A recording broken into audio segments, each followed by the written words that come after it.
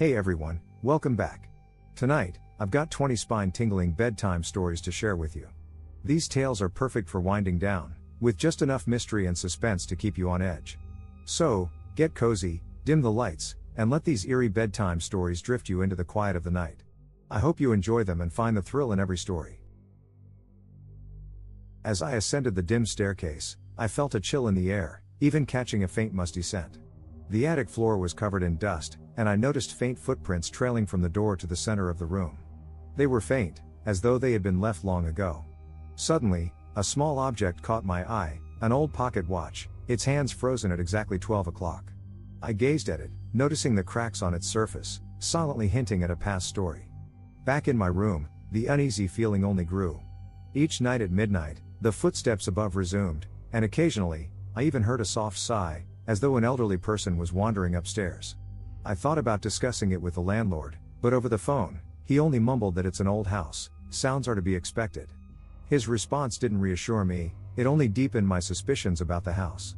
One night, I decided to try something bold. At the stroke of midnight, I climbed the stairs, flashlight in hand, determined to uncover the mystery. As I entered the attic, an inexplicable chill ran down my spine, and I instinctively looked around but saw nothing unusual. Just as I began to relax, the floor creaked softly beneath my feet. In that moment, the flashlight beam landed on a shadowy figure across the attic. It looked like an elderly man in a long robe, standing with his back to me, a faint smile seemingly on his face. I tried to convince myself it was a trick of the light, but the figure only grew clearer, down to the white hair on his head. Holding my breath, I dared not make a sound. Slowly, the figure turned its head, as if sensing my presence. His eyes held a mix of sadness and sorrow that was unfamiliar, yet hauntingly poignant. I took a step back, but in my haste, stepped on something that cracked audibly. In an instant, the figure's expression turned serious, as though I had disturbed his peace. I turned and ran, stumbling down to my room. As I lay on my bed, heart racing, I could still feel that penetrating gaze lingering in my mind. From that night on, the room grew colder, an unshakable chill settling in, even during the day. Each night at midnight, those footsteps resumed, but I no longer dared to investigate. Days later, I noticed an object tucked in a corner of the upstairs hallway, an old, faded photograph. The photo depicted an elderly man in a long robe, sitting in a corner of the house with my room behind him. I stared at the picture, as though his aged face was trying to tell me something, yet I could never quite grasp his story. Gradually, the midnight footsteps became a knocking sound at my door. Every night at 12, a slow, steady knock would start, as if waiting for me to respond. Despite my fear, curiosity pushed me closer. Through the crack in the door, I saw a faint shadow, quietly waiting. I dared not open it, only staring silently at the figure beyond. I don't know how long it went on, but eventually, the knocking ceased, though the shadow never left. Even when I closed my eyes, I could feel its gaze, watching me. Each night, I drifted to sleep with that gaze in mind, the elderly man's face lingering in my thoughts. A few days later, I decided to temporarily leave the house, seeking a change of scenery and a chance to rest.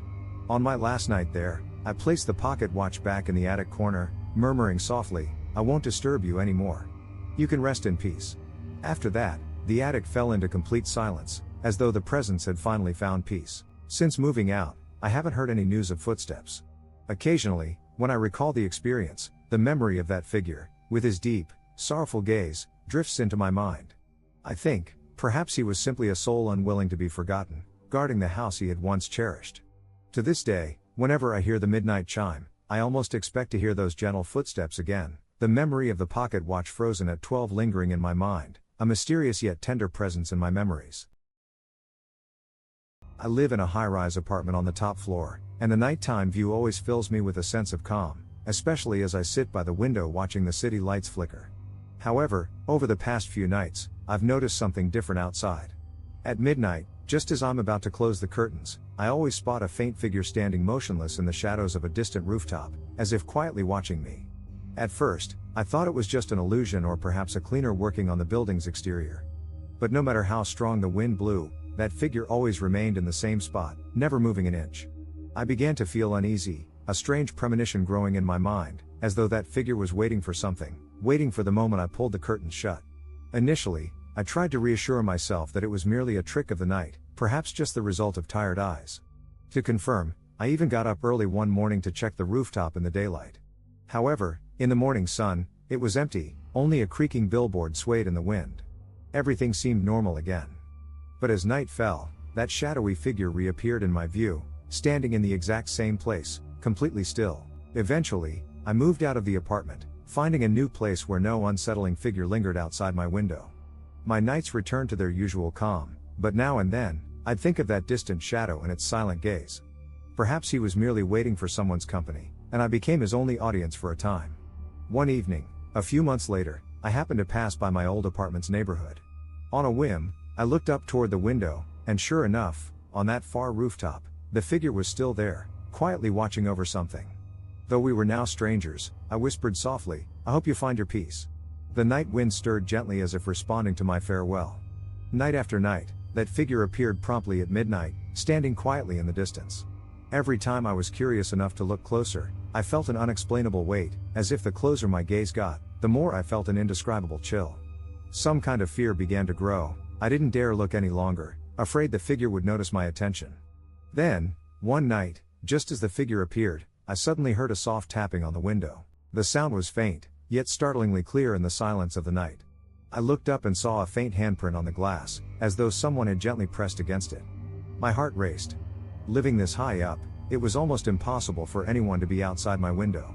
I tried to rationalize it as condensation marks, but the shape and size of the handprint were so real I could even make out the fingerprints. A few nights later, this strange occurrence became more frequent.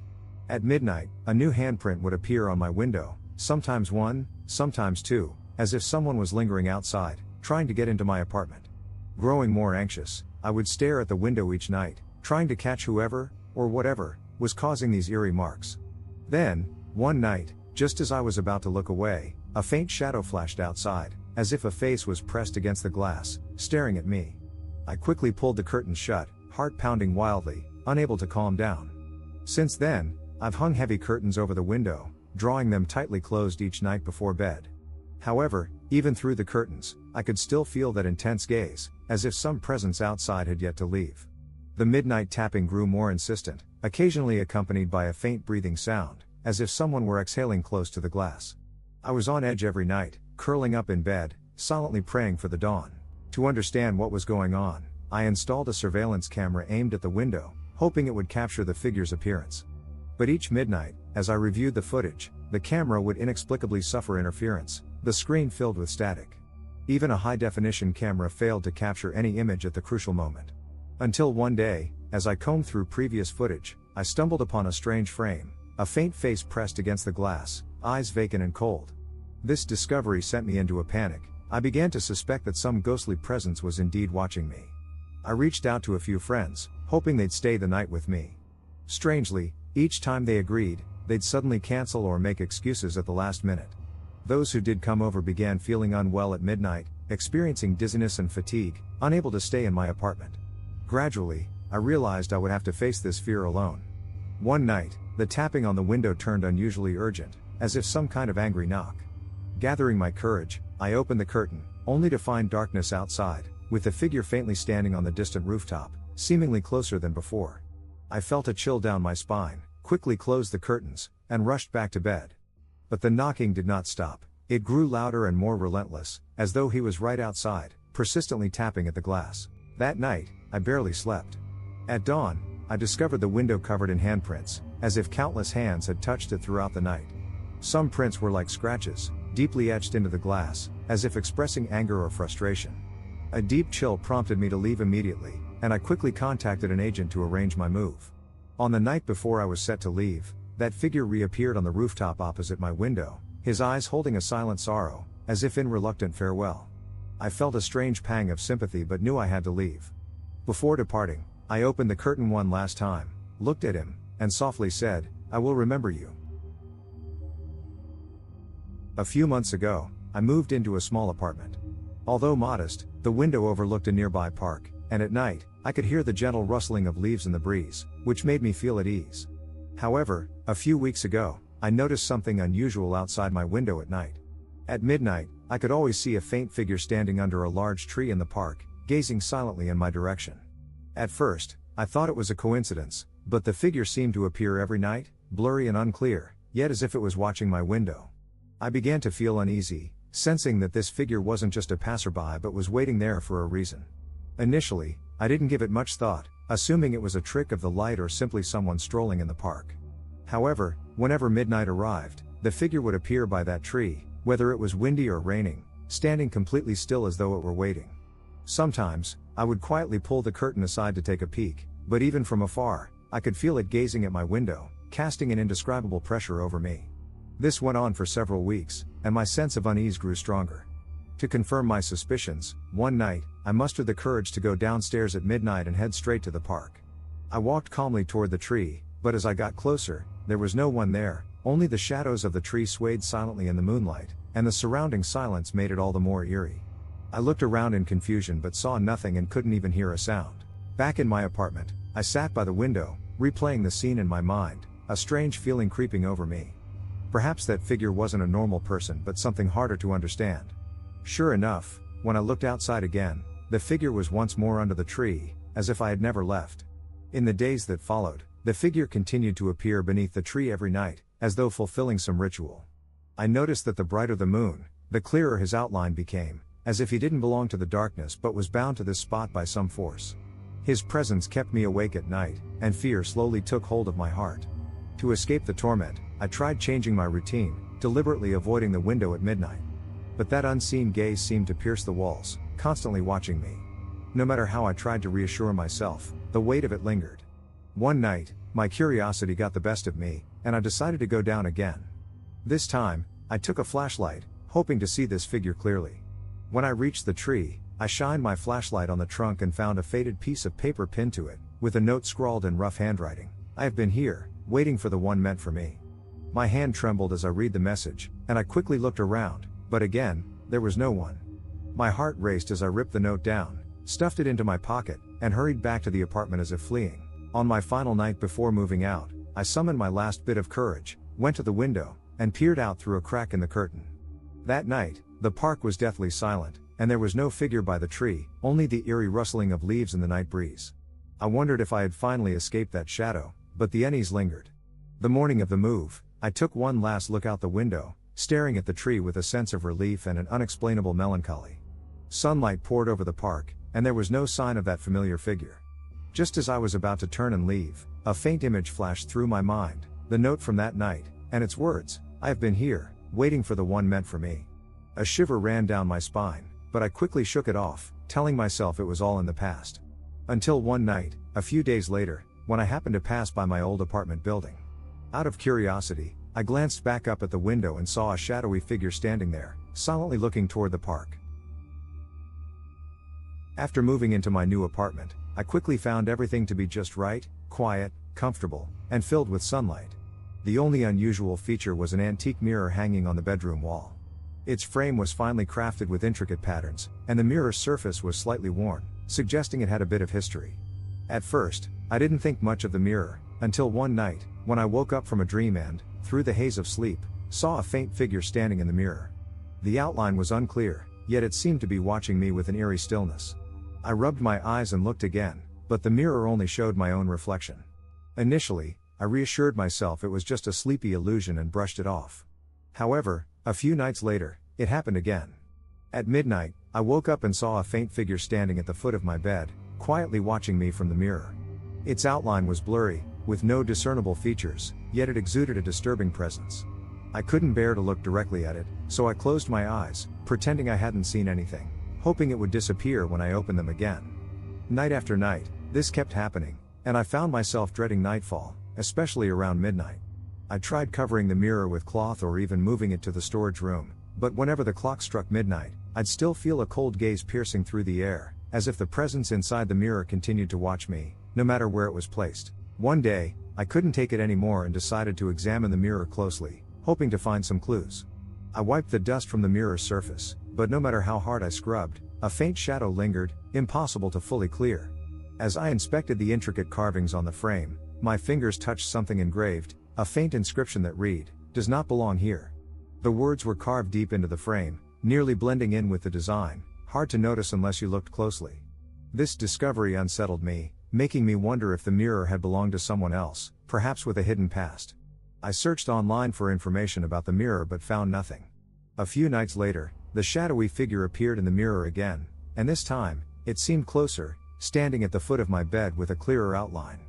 My heart pounded as I tried to stay calm, breaking into a cold sweat as my hands began to tremble. Curled up under my blanket in the middle of the night, I couldn't stop my mind from racing. Who was this figure? Why did it appear in this mirror?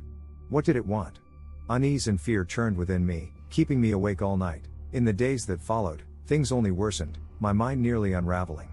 I began to hear faint whispers, as if someone was murmuring from within the mirror, speaking in a low tone but never quite loud enough to understand. It even felt as if the figure in the mirror was gradually becoming clearer, as though it were on the verge of stepping out. Every midnight, its face would inch closer, with a solemn expression and empty eyes staring at me. One night, things took a strange turn. I awoke to find the figure in the mirror standing beside me, facing me directly, raising its hand as if about to reach out. In that instant, an intense chill swept up from my feet, my scalp tingled, and I was paralyzed with fear.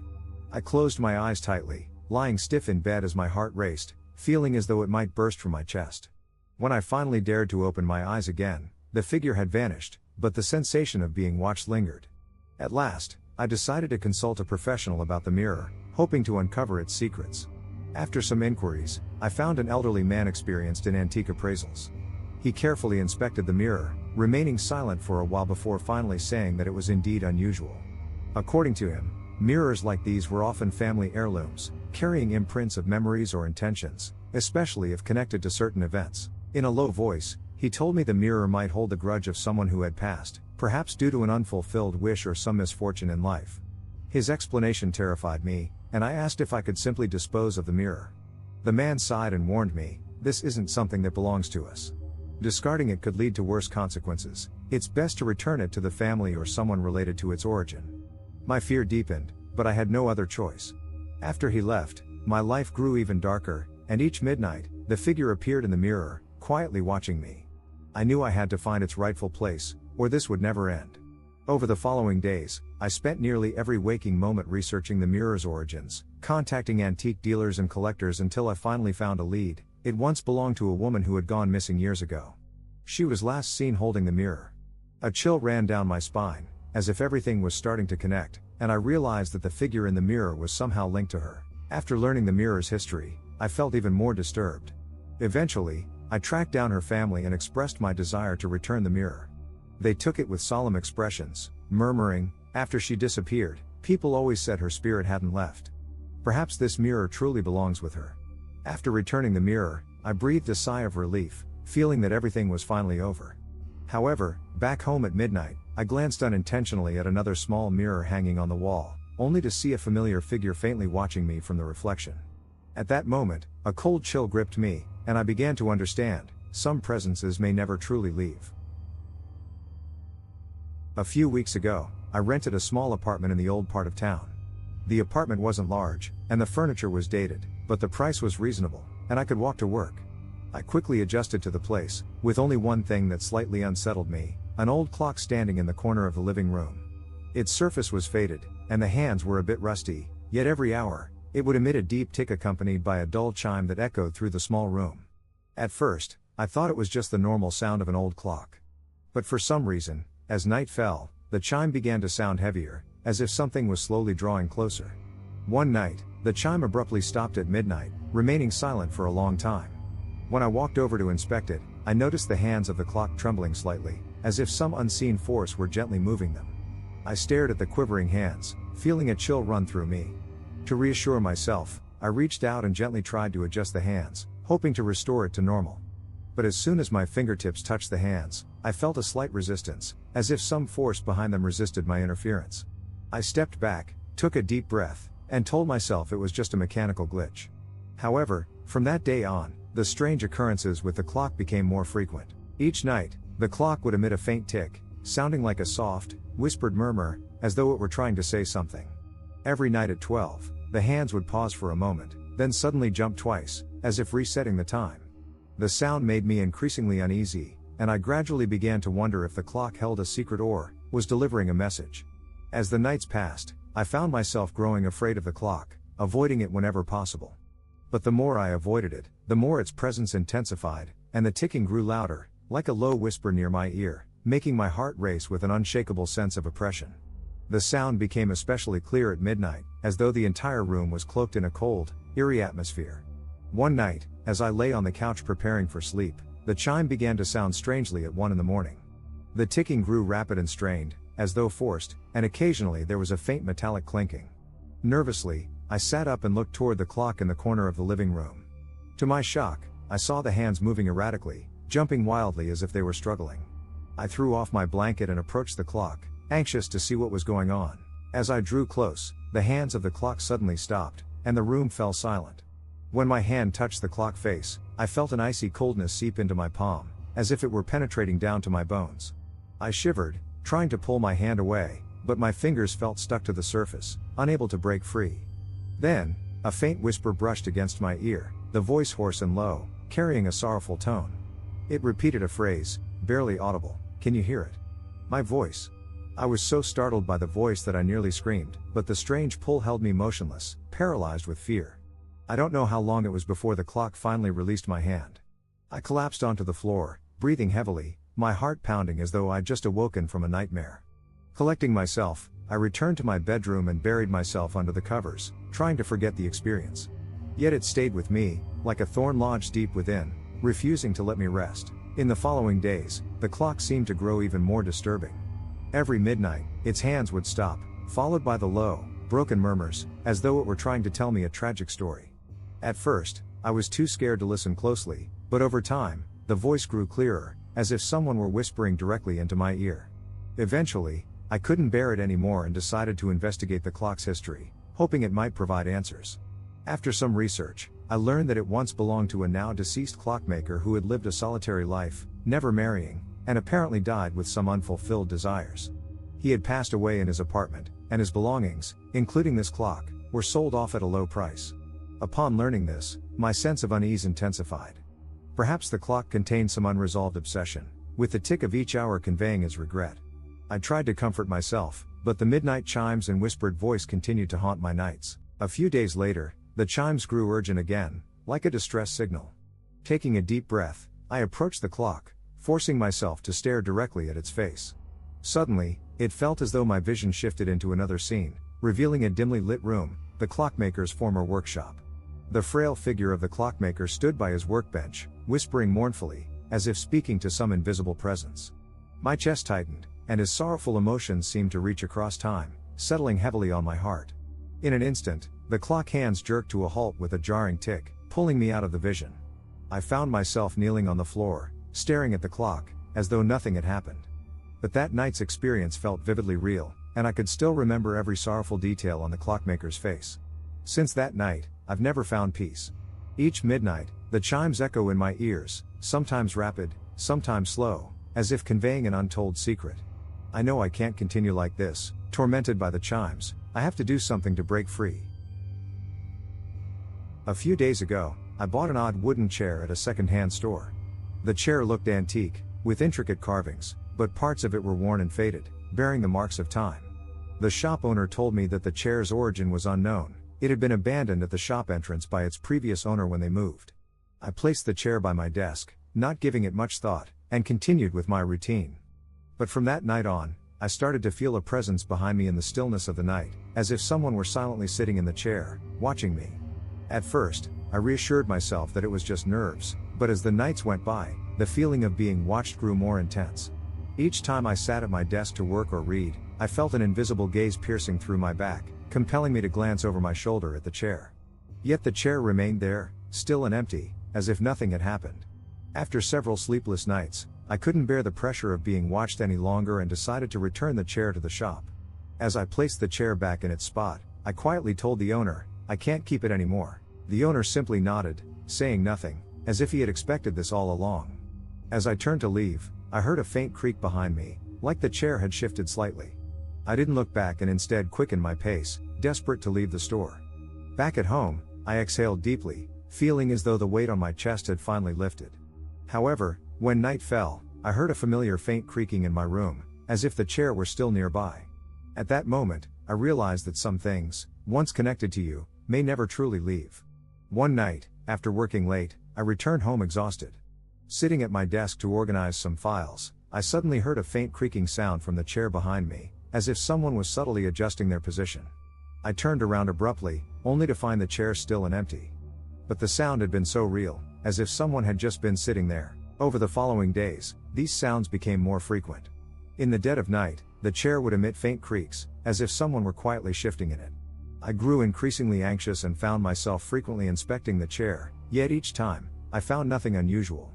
The chair remained in its place, as if nothing had happened. A few days later, I moved the chair to another room, hoping to distance myself from the unsettling feeling it brought. Yet that eerie sensation lingered. Even as I sat at my desk, separated by a wall, I could still feel the gaze seemingly penetrating through, watching my every move. No matter how I tried to calm myself, the pressure never subsided. One night, just as I was about to go to bed, I heard faint, rhythmic footsteps from the other room, as though someone were pacing back and forth. I held my breath, listening closely until the sound faded. The next day, I asked my neighbor if they had heard anything unusual, but they hadn't, which left me even more unsettled. Could it really all be in my mind? To find out, I set up a small recording device in the room, programmed to record overnight, to see if anything unusual would happen. A few days later, when I reviewed the recordings, I heard faint whispers mixed with soft creaks from the chair and the sound of footsteps, as though someone were pacing around the room, mumbling indistinct words. Each faint syllable made the hairs on my arms stand on end. Feeling fearful, I wanted to know what secrets the chair held. So, I went back to the store to ask the owner if he knew anything more about it. After listening to my story, he frowned, hesitated, and then told me that the chair was indeed unusual. Years ago, an elderly man had brought it to the store, his expression grave as he asked the owner to keep it safe and instructed him, "Do not sell it lightly." Although the owner agreed to the man's request, the chair was eventually forgotten in the store. The elderly man never returned for it. Hearing this, a sense of unease welled up within me, as though the chair harbored a restless spirit guarding a forgotten past. Back home, I stood before the chair, feeling the weight of its presence, as if something was calling to me, urging me to uncover its secrets. When I reached out and ran my fingers along the back of the chair, I felt a small engraving under my fingertips, like letters carved into the wood. Leaning in, I saw the marks faintly formed a line of words, "Never leave." I gasped, quickly pulling my hand back. A deep sense of fear settled in, as if an unseen presence were bound to the chair, silently waiting for someone. From that moment on, each nightfall seemed to intensify the gaze, as though it were no longer content to merely watch, but waiting for some moment I couldn't comprehend. One late night, while working at my desk, I suddenly heard a clear sound from the chair, as if someone had slowly sat down behind me. I held my breath, too afraid to turn, frozen at my desk as the gaze settled on my back. The air turned cold, my heartbeat quickened, and I felt as though an invisible force held me down, trapping me in place. The experience that night left me terrified. I began to have recurring nightmares, always seeing the wooden chair and a shadowy figure sitting on it, gazing at me with a strange, complex expression, as though trying to communicate something I couldn't understand. The oppressive feeling from the dreams nearly broke me, as if I were trapped in an endless cycle. A few days ago, I received a package downstairs with no sender information. The box was small and simply wrapped, with only my name and address on it, no postage marks or delivery labels. Inside was an old photo album with a faded cover and worn edges, showing signs of age. I opened the album and found several black and white photographs, seemingly of various families. Oddly, the background in each photo was blurred, and each person's expression held a strange, indescribable coldness. At first, I didn't think much of it, assuming it was some sort of prank by a friend, so I casually set the album aside. However, that night, the people from the album began to appear in my dreams. From that night on, my dreams became disturbingly vivid. Every time I closed my eyes, the black and white figures from the album would appear, standing in eerie places, abandoned streets, overgrown parks, or in front of dilapidated old houses, just watching me with that same cold expression. Each time I woke, my heart would be racing, and I'd be covered in a cold sweat. At first, I thought it was just a passing nightmare, but these dreams grew more frequent, haunting me even in the daytime. One evening after work, feeling uneasy, I decided to open the album again to see if anything had changed. As I flipped through the pages, I noticed something I hadn't seen before, a shadowy figure in the lower right corner of one of the photos, its outline resembling my room. I blinked and looked again, only to find the shadow gone, as if it had never been there. Unease welled up inside me, and I quickly closed the album, stuffing it deep in my drawer, hoping to put it out of my mind. But in the dead of night, I could hear faint whispers, seeming to come from deep within the drawer, soft yet tinged with an inexplicable sorrow. Over the next few days, I noticed the album seemed to be changing. The photos were no longer just cold family portraits. One night, when I cautiously took it out to look again, I found a new photo of my bedroom. The furniture and setup were identical, yet there, in the center of the room, stood a faint figure, staring down at the floor. My heart dropped, and my palms started to sweat. I had never taken such a photo, so where did it come from?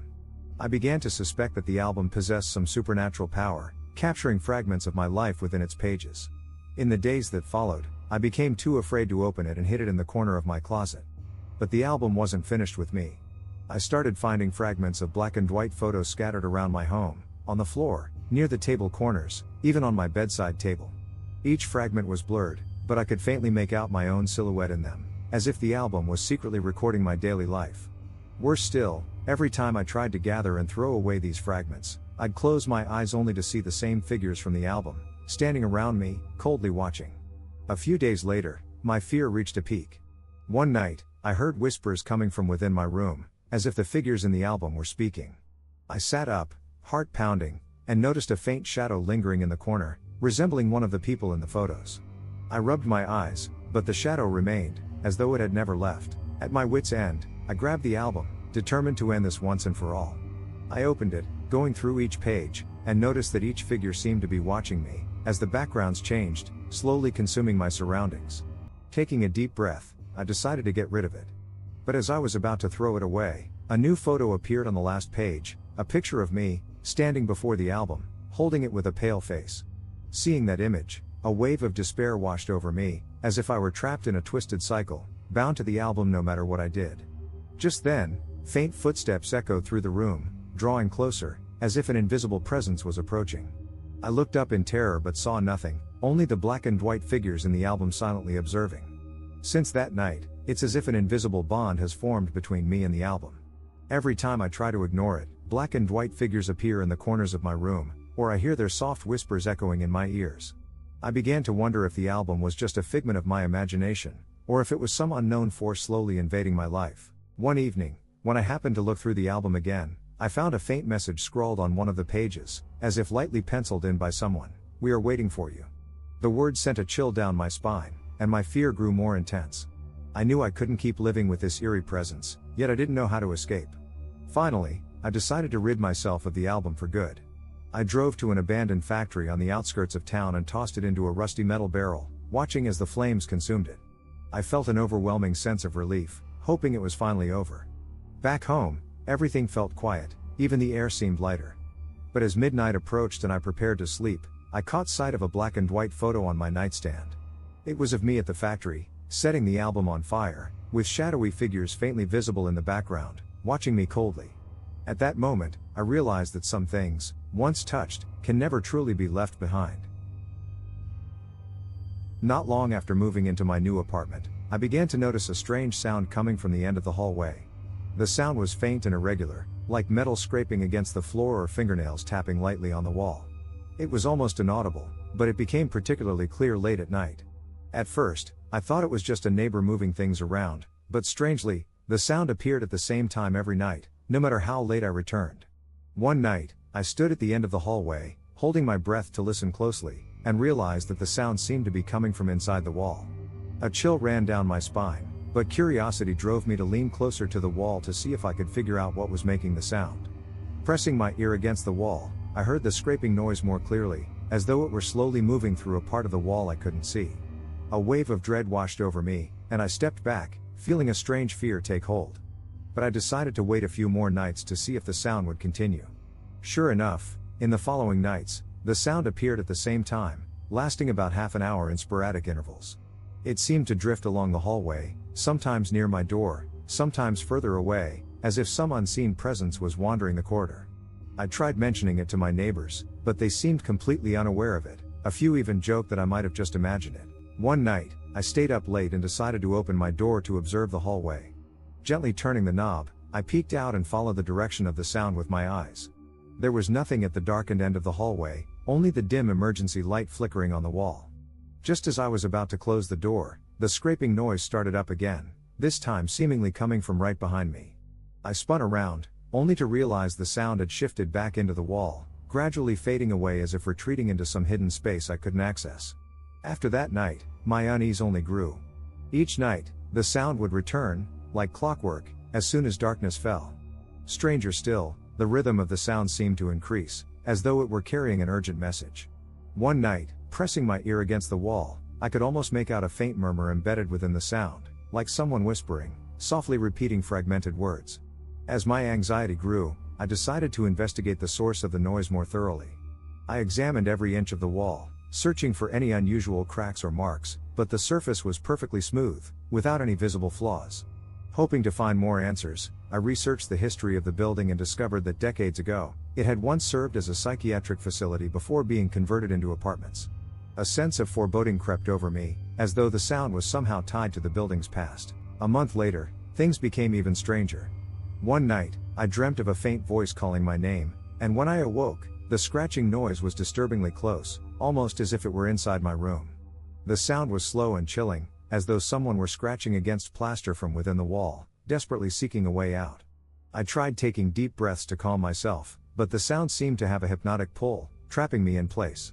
A few days later, my fear reached its breaking point, and I contacted the building management to ask if they could inspect the hallway walls. But they assured me that no other residents had reported anything unusual, and that there were no structural issues with the walls. Their response left me feeling more isolated than ever, as though I alone could hear this eerie sound that was slowly invading my life. In the following days, I began to notice faint scratches appearing on the walls of the hallway, like something had left behind a trail. The marks were sometimes faint and unclear, sometimes startlingly close to my door, making it nearly impossible for me to sleep. Late at night, I would even hear my door trembling softly, as if an invisible hand were hovering outside. One night, the scratching sound grew more frantic, mingled with faint knocking, as if something were struggling desperately. Pressing my ear to the wall, I could faintly discern broken words, difficult to understand, but they sounded like, "Help me." Holding my breath, I felt a powerful unease, sensing that this was more than just fear, it was a desperate plea. Unable to bear it any longer, I ventured down the hallway late one night, hoping to find something at the source. The corridor was deathly quiet, and my shadow stretched across the wall, flickering under the weak emergency light. Suddenly, behind me, the wall emitted a rapid knocking sound, accompanied by that familiar scratching, as if it were responding to my presence. I felt my body go cold, my heart racing, unsure whether to move closer. On an impulse, I placed my hand on the wall and felt a slight tremor, as though something was alive inside. Just as I went to pull my hand back, a heavy pressure from within the wall seemed to glue my hand in place. I struggled, finally freeing myself from the strange grip and dashed back to my room, locking the door tightly behind me. From that night on, my life was completely disrupted by the noise. Every night, the scratching, knocking, and whispering sounds would return without fail. I felt my nerves wearing thin, catching glimpses of shadowy figures in the wall that seemed to observe me with an expressionless stare. Worse still, I noticed the scratch marks beginning to spread within my apartment, as though it was closing in on me, leaving me with nowhere to hide. While browsing a flea market over the weekend, I came across an old music box. Its exterior was chipped, but intricate carvings adorned it, giving it a vintage charm. Driven by curiosity, I lifted the lid, and the box began to play a hauntingly ancient melody, slow and eerie, as though it held an untold story. Excited, I brought the music box home and placed it on my bedroom bookshelf. However, from that night on, as soon as midnight arrived, the music box would start playing that melody by itself. The tune was slow and haunting, as though it drifted from a distant past. I got up to check, only to find that the lid was still closed, as though it had never been touched. After a few nights, I noticed that the melody from the music box seemed to be growing more sinister. The notes became more spaced apart, adding an eerie quality to the already unsettling tune in the night's stillness. I tried to rationalize it as mechanical instability due to its age or a fault within the box itself, but my unease only grew. One midnight, when the box began playing again, I sat on my bed, staring at it on the bookshelf as a disturbing thought crossed my mind. Perhaps the music box had a consciousness of some kind, as though it was trying to convey something through the melody. Uneasy, I decided to return to the seller the next day to inquire about the history of this strange item. Finding the seller at the market, he simply replied, "It came from an old mansion that burned down and was abandoned for years. This music box was the only item that survived." Hearing this, an inexplicable chill ran through me, as if a shadow now hung over the music box. I asked if he knew anything more, but he only shook his head, saying the mansion's owner had passed away years ago, and no one knew the box's origins. Returning home, I felt a lingering heaviness, as though the air in the room had thickened. I tried to fall asleep, but just past midnight, the melody began once more, filling the room with an indescribable chill. The music was low and haunting, like a whisper near my ear, carrying a sorrowful, pleading undertone. Summoning my courage, I approached the bookshelf, intending to open the box and see what was inside. Yet as soon as my fingers brushed the lid, an icy sensation washed over me, like touching a freezing pool of water. The lid opened, but nothing seemed amiss. The gears and springs were working normally, as though I had only imagined it all. But as I leaned in for a closer look, I suddenly saw a shadowy image in the mirror inside the box, a blurry figure swaying gently in the dark. Terrified, I slammed the lid shut, retreating to my bed, my heart racing. From that night on, I dared not approach the music box again and instead hid it deep in my closet, hoping to forget it. Yet the midnight melody persisted, slipping through every barrier, blending eerily with my own breathing whenever the clock struck 12. Over the following days, fear began to seep into every corner of my life.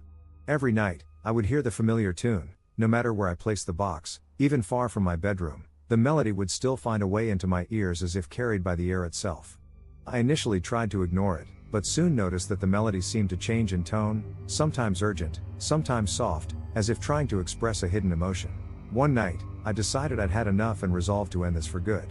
Holding the music box, I took it to a vacant lot and planned to bury it far from my home. But just as I was about to lower it into the ground, a faint sigh brushed my ear, so soft and sorrowful, as though someone were whispering beside me. Frozen, I could still hear that faint sigh lingering, and my hand trembled involuntarily as I held the music box.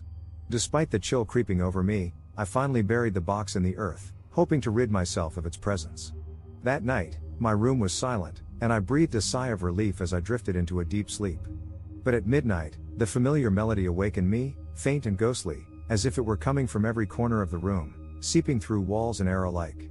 I opened my eyes to find the room empty, yet the music grew louder, as though emanating from all around me. Helpless, I sat up, feeling trapped by an invisible force that I couldn't escape. My gaze fell on the bookshelf, where I noticed a small piece of paper, as though intentionally left there. I picked it up and read the faint words, listened to my final melody. The writing was worn and faded, as though marked by time, yet it carried an urgent sense of emotion. After that night, the melody stopped echoing in my ears, but every time midnight approached, I felt a vague pressure around me, as though some force lingered, waiting. No matter how I tried, I couldn't shake that tune from my mind. Whenever I was still, I would hear it faintly as if it were a distant call, keeping me from peace. In the following days, I attempted to find the burial spot again, hoping to retrieve the music box, but each attempt proved futile. The place I had buried it seemed lost, as if erased from time. Eventually, I began to suspect that the music box might not belong to the real world at all. Perhaps its melody existed in some inexplicable dimension, and I was destined to be its sole listener. A few nights later, as the clock struck midnight, I heard the faint melody again, drifting from outside my door.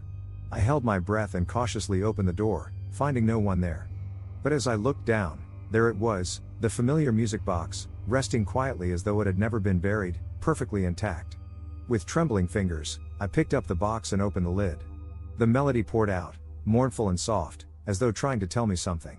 At that moment, I understood, some sounds, once heard, are destined to stay with you forever, impossible to escape. After moving into my new home, I discovered a forgotten little wooden box in the attic. The lock was rusty and opened with just a gentle pull. Inside were a few yellowed manuscripts, the handwriting faint and haphazard, as if written by different people, recording various fragmented memories and dreams. Most intriguing was the first page of one manuscript, which bore a warning: read these stories, but take nothing with you. Out of curiosity, I began to read, and the content grew increasingly unsettling. Each person described wandering through the same room in their dreams, seeing the same indistinct face, its expression eternally cold. A chill ran down my spine, yet I couldn't resist reading on, feeling a strange resonance with these words, as if they were reaching into my mind, subtly shifting my thoughts. As I continued through the pages, the writing became increasingly chaotic, as though each person had added their experiences in the same book. But the themes were eerily consistent. Each story described a nightmare of being trapped in a narrow, dim room, with no windows and only a single mirror. In the mirror, a hazy figure always appeared, which grew clearer the closer the person came, as if it were silently watching from within. Gradually, I felt a familiar fear creeping up on me, as if the room they described wasn't confined to the manuscripts but was seeping into my own memories. Whenever the night grew quiet, passages from the manuscripts would replay in my mind like echoes from a dream, fading in and out. Then one night, I had a vivid dream. I was standing in that shadowy room, surrounded by cold stone walls, with no windows, only a closed door and a mirror. My reflection was pale and solemn, its eyes filled with deep sadness and fear. I reached out to touch the mirror, only to feel a chilling liquid beneath my fingertips, as if there were an abyss of darkness hidden just beyond. When I woke, my heart was racing, my forehead slick with cold sweat, realizing that this nightmare matched the manuscripts exactly. For the next several nights, every time I closed my eyes, I would find myself back in that room. The figure in the mirror grew clearer each time, even seeming to smile faintly, filling me with a sense of unseen pressure as though the me in the mirror was trying to break free into my world. One night, unable to bear it, I returned to the manuscripts, hoping to find any clues to explain the dreams. In one of the more worn volumes, I came across a warning: stare too long at the figure in the mirror, and you'll allow them to cross over. I felt a shiver run through me as memories of my recent dreams surfaced, bringing a chill of fear. No matter how I tried to ignore it, these manuscripts had embedded themselves deeply in my mind, affecting my daily life. By day, I found myself lingering in front of the mirror, studying my reflection, searching for any differences from the person in my dreams. Each time I stared for too long, my reflection would become distorted, my face seeming to adopt a strange expression that wasn't my own. With time, my dreams became even more disturbing. Each time I entered that room, I felt myself drawing closer to the mirror, and the face within grew increasingly clear. A deep unease settled over me, making me feel as though this was no longer just a dream, but some invisible force guiding me. One night, I awoke suddenly, hearing a faint whisper as if someone were softly calling my name. I opened my eyes to find the room empty, but the whisper seemed to linger, coming from somewhere near. I followed the sound and realized it was coming from the direction of the manuscripts, low, mournful, as though someone were trapped within. Terrified, I tried to put the manuscripts away, but as I closed one of them, I caught a glimpse of a shadowy figure in the mirror, standing behind me. I spun around, finding no one there, only my own heartbeat thundering in the silence. After that night, my nightmares worsened. Not only did I return to that room in my sleep, but I would occasionally glimpse faint shadows in the corners of my vision even while awake. I began to wonder if these dreams were mere illusions, or if the manuscripts were somehow warping my reality. It felt as though my life was being slowly encroached upon by something unseen, and each night, I would find myself back in that room, the figure in the mirror drawing closer, carrying an air of silent dread. In desperation, I tried locking the manuscripts in the attic's box, hoping to distance myself from their strange influence. But even with them locked away, that feeling of unease lingered. At midnight, I often felt as though something was watching me from beyond the walls, a cold gaze following my every move. Each time I tried to look closely at my face in the mirror, a strange unfamiliarity would rise in me. One night, I couldn't bear it any longer and decided to rid myself of the manuscripts completely. I dug a deep hole in the backyard and buried them, feeling a sense of release as though I had finally broken free. But when I returned to my room and glanced in the mirror, I noticed something strange in my reflection, a faint, eerie smile on my face, with eyes that held a deep sorrow, as though mocking my choice. In that instant, a profound chill enveloped me. That strange look in my eyes was identical to the expression I'd seen in my dream self. It was then I realized, perhaps these manuscripts weren't merely records of dreams, but a force seeking a new host, and I, unwittingly, had become its next target. While organizing an old bookshelf, I unexpectedly found a diary without a cover, hidden between a few yellowed pages of other books. I opened the diary, and inside were the daily entries of a stranger. But strangely, every single page ended with the same phrase: "Don't forget, I'm still here." The handwriting of this phrase carried a certain urgency and unease, as if trying to convey a hidden message to the reader. Feeling intrigued, I continued reading, only to soon discover that the content of the diary began to shift. The entries gradually transformed from accounts of everyday life into records of a lonely, waiting presence, with hints of pleading desperation. A slight unease crept over me, as if the figure within the diary was watching me, waiting for me to reach the final page. As I read further, this diary seemed to pull me in with an unbreakable force. The initial entries were fairly ordinary. The author seemed to be a solitary man, recording the small details of his daily life.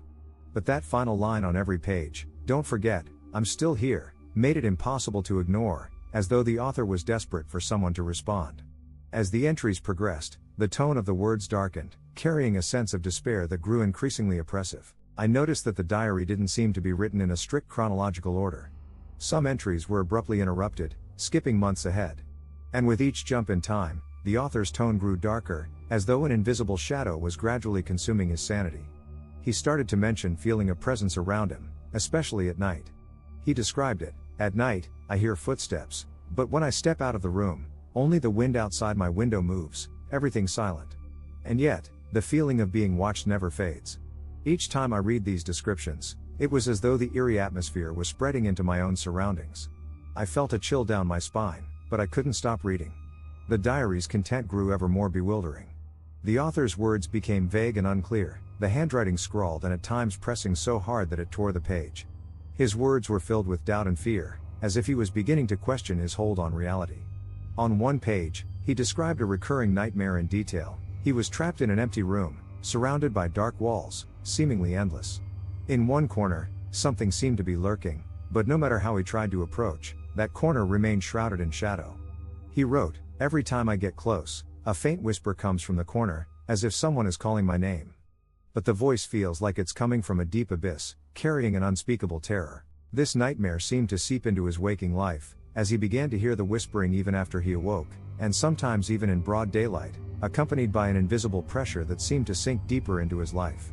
His diary entries became increasingly sparse, with fewer words on each page, as if despair had taken hold. One day, he wrote, "I try to ignore those voices, but they only grow louder, clearer. The feeling of being watched is more real each time. I'm beginning to feel that the reflection in the mirror is watching me, with a cold expression that isn't mine." Reading this, a chill gripped my heart, as if the same invisible gaze described in the book had started to infiltrate my own life. On the next few pages, the entries took an even darker turn. The author began to question if he was under the control of some external force, even wondering if he truly existed within reality. He wrote, "I can't tell if this is a dream or reality anymore. I can't distinguish between the two. Sometimes I feel I might not even exist anymore, only as part of this diary. When I read this passage, a growing dread filled me, as if the diary was gradually consuming my mind. Just as I was about to close it, my gaze caught something on the final few pages, noticing that one entry's handwriting was exceptionally chaotic, as if the author had written it in a panic. It read, 'Don't believe it's all coincidence. He's waiting for me to finish this diary. When the last page is filled, maybe I'll disappear.' I froze, flipping to the remaining blank pages, realizing there was only one page left. A chill ran through me, as though the author was warning me, this diary wasn't an ordinary item, but a conduit for something else. I regretted ever opening it, feeling I was drawing closer to a terrifying unknown. In the following pages, the author's handwriting became jagged, filled with desperation as he neared the edge of collapse. He wrote, "He has been watching, waiting. Every time I pause, his gaze grows colder, like a shadow that follows. Maybe he doesn't need to chase me. As long as I don't write another word, maybe it will end." Reading this, my hands started to tremble, as if I was somehow entangled in his experiences. His words seemed to bleed into my reality, and the diary's warnings filled me with a deep sense of dread. I couldn't understand exactly what the author was fleeing from, but I felt I was being led toward an inescapable end. On the final few pages, his words lost coherence entirely, the writing twisted and desperate, conveying his fear of the unknown. On the last page, he left a faint message, "If you're reading this, I am no longer here. But I know you will take my place, as the next watcher." I closed the diary, shivering. In that moment, I felt as though I could sense the watcher, coldly observing me, waiting for me to become the next writer. That night, I shut the diary, intending to place it back on the bookshelf and pretend I'd never opened it.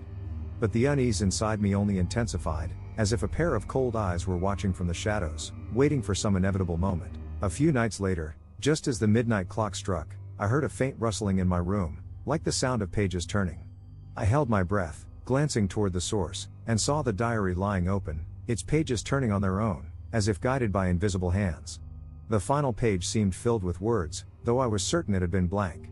I walked closer, heart pounding, and looked down. My pulse raced as I saw the familiar handwriting with a single phrase, "I'm still here, waiting for you to finish the last story." In that moment, the room felt frozen, and I realized, the diary was destined to be completed by someone, and it seemed I had already embarked on a path with no return. One evening, I received a letter with no sender information. The envelope only bore my name and address, written in a rough but legible script. Curious, I opened it to find an old photograph inside. The paper was yellowed with age, and the faded image depicted a long-abandoned house. On the back, a single line read, "Come back, everyone is waiting for you." I froze. The house looked entirely unfamiliar. I was certain I'd never seen it before. And yet, the words on the back stirred an indescribable sense of familiarity, almost as if I was meant to return there. I couldn't help but wonder who might have sent it. Holding the photograph, I noticed its worn edges on the fragile paper, suggesting it had been through many years. The house stood alone in a desolate area, its windows shattered, walls blanketed with creeping vines. Despite my close examination, nothing about the place seemed familiar. But that line, "Come back, everyone is waiting for you," awoke a strange unease and familiarity in me, as though some long-forgotten memory was struggling to resurface. I kept looking at the picture, drawn to it night after night as if it was calling to me. At first, it was mere curiosity, but gradually it morphed into something much stronger, almost like an obsession. Soon, I began to dream of a darkened night, where I found myself walking alone toward an ancient house, stepping onto its cold, creaking porch, and wandering through its dust-laden rooms. No matter how far I ventured inside, some unseen force seemed to linger in each room, elusive yet persistent, as though it was waiting for me to come closer. The more vivid these dreams became, the more the house seemed to reach into my real life. One morning, I woke to find a small, brittle leaf in my hand, a faded yellow leaf like the one scattered across the house's porch in my dream. I tried to reassure myself it was nothing but an overactive imagination, but each day that passed, the pull grew stronger, and I struggled to resist the echoing call. I began searching for clues about the house, showing the photograph to friends, hoping someone might recognize it. I then contacted a few historical building agencies, hoping its architectural style would offer a hint. Yet, the only answers I received were the same: the house didn't match any known location. No one could identify its origins, nor had anyone seen it in any records. With the mystery deepening, I grew more determined to uncover its secrets. A few nights later, I posted the photograph online, detailing the strange letter and asking if anyone else might recognize the house. It wasn't long before I received an anonymous reply, chilling in its simplicity: "It's waiting for you to come back." My hand shook slightly as I stared at the message. Hesitantly, I clicked on the sender's profile, only to find it entirely blank. I closed my eyes, fragments of those dreams flitting through my mind. The house felt as if it had become part of my memory, infiltrating my daily life, its shadow looming ever larger. I began to feel it was more than a dream or hallucination. Some force was beckoning, urging me to come closer. One evening, as I was about to step outside for a walk, I opened my front door and froze. There, on the doorstep, lay a fresh note, identical to the previous one. The writing was the same hasty scrawl, perfectly legible. This time, the note read simply: "The door is open for you." A shiver ran down my spine. It felt as though some invisible force was closing in on me. Logic urged me to ignore the letter, but a growing blend of curiosity and dread made it impossible to dismiss. I began searching every corner of my home, hoping to find some trace, some clue about the house that would solve the mystery. Over the next few days, strange events began to unfold around me. Each morning, I would find dried leaves scattered across my living room floor, and a faint, earthy scent lingered in the air. These odd signs grew more frequent, as though my space was gradually merging with the house. No matter how often I cleaned, the leaves would reappear, filling my home with an eerie, unavoidable sense of foreboding. One night, half asleep, I heard a faint whisper, a familiar but distant voice calling my name. Startled, I sat up, only to find myself surrounded by silence. But in the stillness, that voice seemed to linger, as if I were in some familiar place, with someone or something in the shadows, quietly calling me. In my dazed state, I picked up the photograph and stared at the outline of the house. In that moment, a powerful, irresistible urge overtook me, as if something were guiding me to find its true location. A blurry mental map appeared in my mind, hinting that this place was real, waiting somewhere, calling me to uncover its secrets. Driven by a mix of fear and curiosity, I decided to follow my intuition. After hours of driving, I arrived in a remote, desolate town with just a handful of houses scattered across the barren landscape. As I stepped out of the car, the silence was almost suffocating. The town seemed frozen in time. I found a narrow path that led into a dense, dark forest. My heart pounded faster with each step, as if I were being drawn deeper by an unseen force. The snapping of twigs echoed around me as though something were lurking just beyond my sight. Amidst the tangled undergrowth, a few dilapidated buildings began to appear, covered in weeds and shrouded in an air of abandonment. The musty scent of damp decay hung thick in the air. Following that instinctive pull, I navigated the twisted trees and broken walls until I reached an empty clearing, where the house from the photo finally stood before me. I gazed at the house, feeling a chill settle over me, as though my dreams had come to life. In person, the house appeared even more forsaken than in the photograph. Dust-covered vines clung to its walls, and its door hung open, almost beckoning me to enter. As dread and an inexplicable familiarity filled me, I took my first step toward the threshold, the feeling growing more intense with each step. Crossing into the house, I was greeted by the stale scent of neglect, as if it hadn't been disturbed for ages. The silence was absolute, broken only by the creak of wooden floors beneath my feet. Moving through the rooms, I felt an oppressive emptiness enveloping me. Suddenly, my eyes were drawn to an ancient mirror hanging on the wall, its glass cloudy with age. Reflected in it was a shadowy outline that seemed to be watching me from within. A strange familiarity welled up inside me as I approached the mirror, drawn to the silhouette that was growing clearer with each step. It looked eerily like me, yet carried the weight of some distant, almost forgotten memory. One gloomy afternoon, I received a peculiar card. There were no contact details on it, just a brief address, with the name of a street I'd never heard of. The surface was smooth but carried a faintly worn quality, as if it had been handled countless times. Oddly enough, I felt a strange, familiar pull toward the address, as if it stirred some forgotten memory. Out of curiosity, I decided to visit the place. When I arrived, I found a dark and narrow alley, surrounded by crumbling buildings. The air was thick with the musty scent of dust and dampness. After a brief hesitation, I ventured further into the alley, noticing how the light gradually dimmed, and all sounds seemed swallowed by the eerie silence. At the end of the alley, a door stood silently. It bore no sign or even a house number. My heart rate quickened as if an unknown secret awaited me just beyond it. I reached out, gently pushing open the door. It opened smoothly, without a sound, almost as if it had been waiting for me. The moment I stepped inside, the air turned frigid, and in the darkness, I felt countless unseen eyes on me. Slowly, I closed the door behind me, letting my eyes adjust to the dim light as shadowy shapes emerged around me. It was an ancient room, the floor creaked softly underfoot, and a stale scent hung in the air, as though it hadn't been disturbed in years. Several black and white photos were mounted on the walls, each with faint figures whose features were blurred, their expressions seemingly erased by time. Just as the weight of fear began to close in, a sinister laugh echoed softly near my ear. In the mirror opposite me, my reflection raised a hand slowly as if greeting me, a dark, crooked smile on its face. At that moment, the room's lights flickered, and a wave of coldness filled the air, as though the entire space was collapsing. I found myself locked in the gaze of the reflection, unable to look away. I stumbled back, feeling as if the walls were pressing in, herding me into a corner. The pressure grew stronger, nearly suffocating, as I searched desperately for any means of escape. But it merely shook its head, its gaze filled with pity, or perhaps disdain for my ignorance. Just as I tried to close my eyes to break free from its hold, the blurred figure drew closer, extending a frigid hand that seemed to pass through the glass and lightly brush my shoulder. I stood frozen, my heartbeat slowing as I lost control over my body, unable to move as the cold touch crept up my neck, claiming me without a word.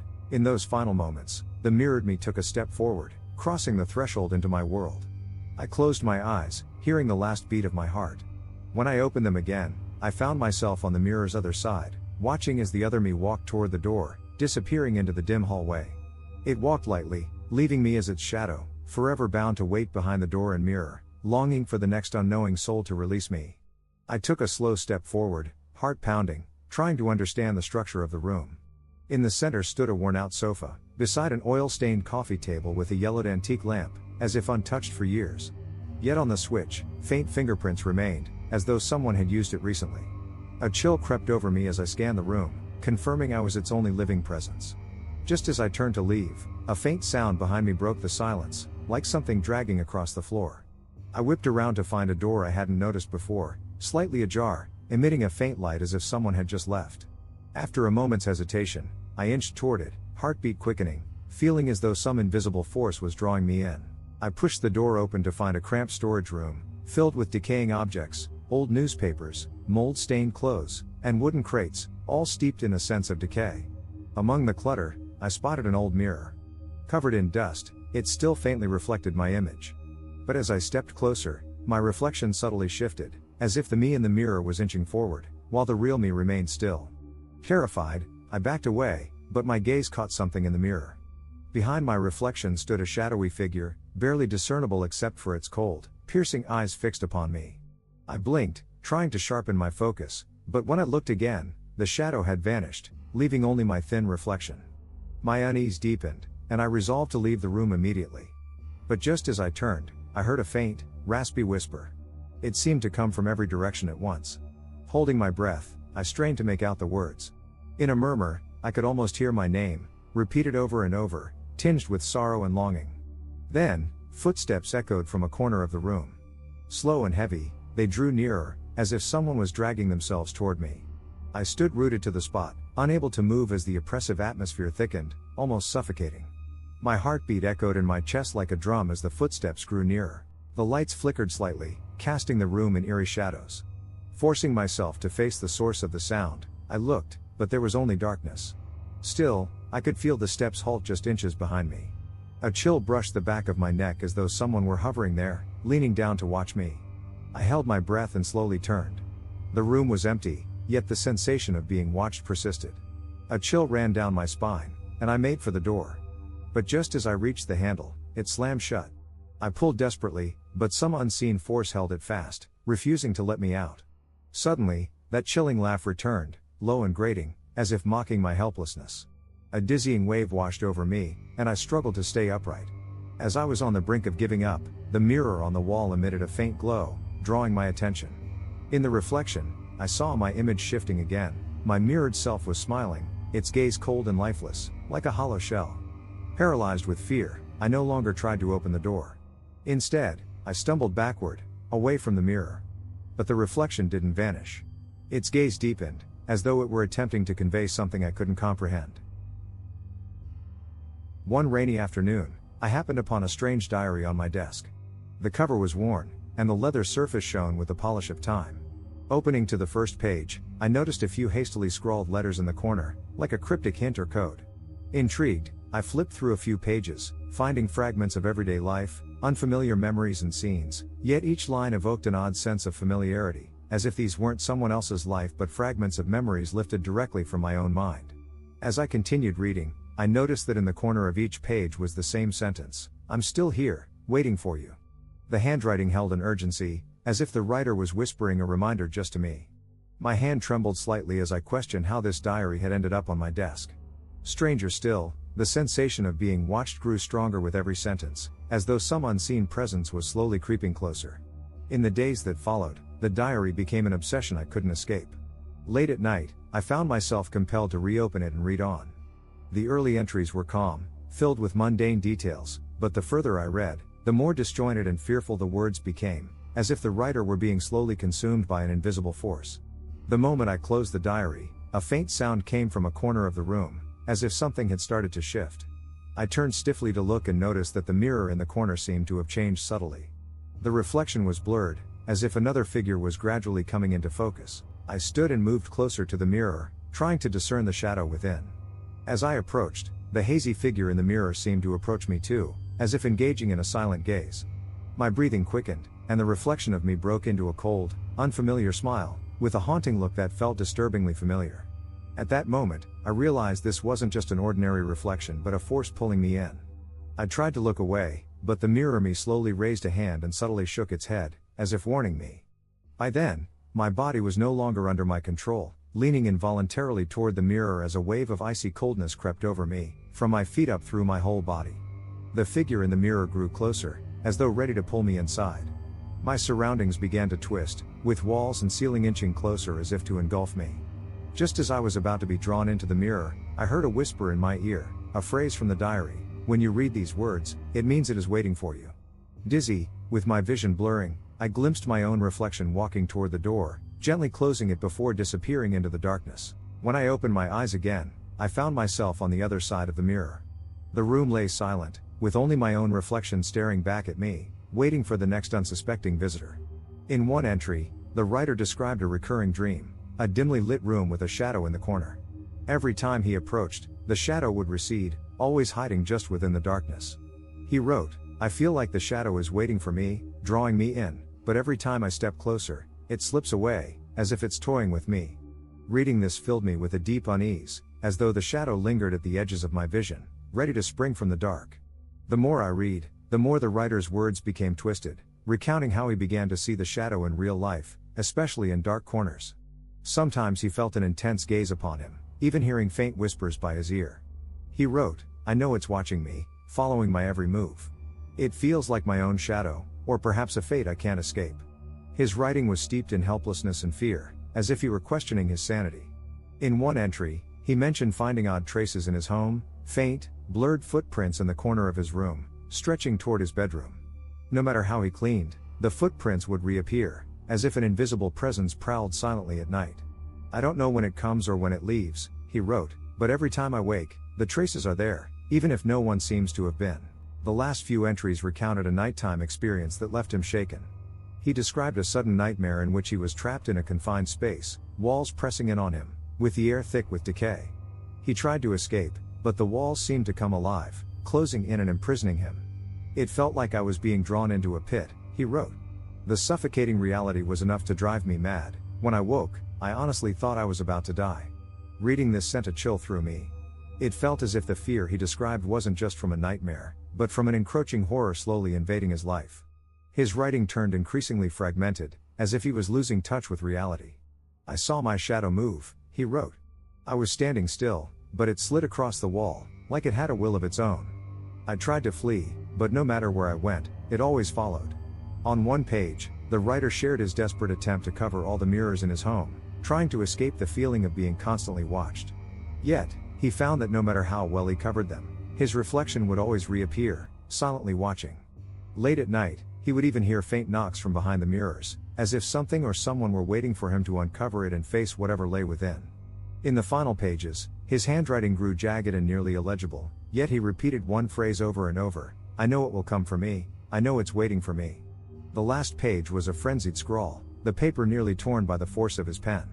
The final words were difficult to make out, but it seemed he left a chilling message in his panic: "When you read these words, it means it is waiting for you." One rainy afternoon, I accidentally discovered a strange journal on my desk.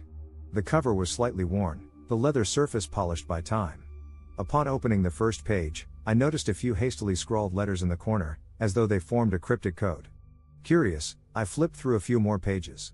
The entries contained fragments of daily life, some unfamiliar memories and incidents, but strangely, every sentence stirred a peculiar feeling of familiarity, as if these entries were not someone else's life, but rather fragments of my own memory.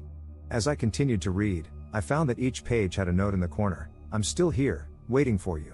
The writing had an urgent quality, as if the author were softly reminding me.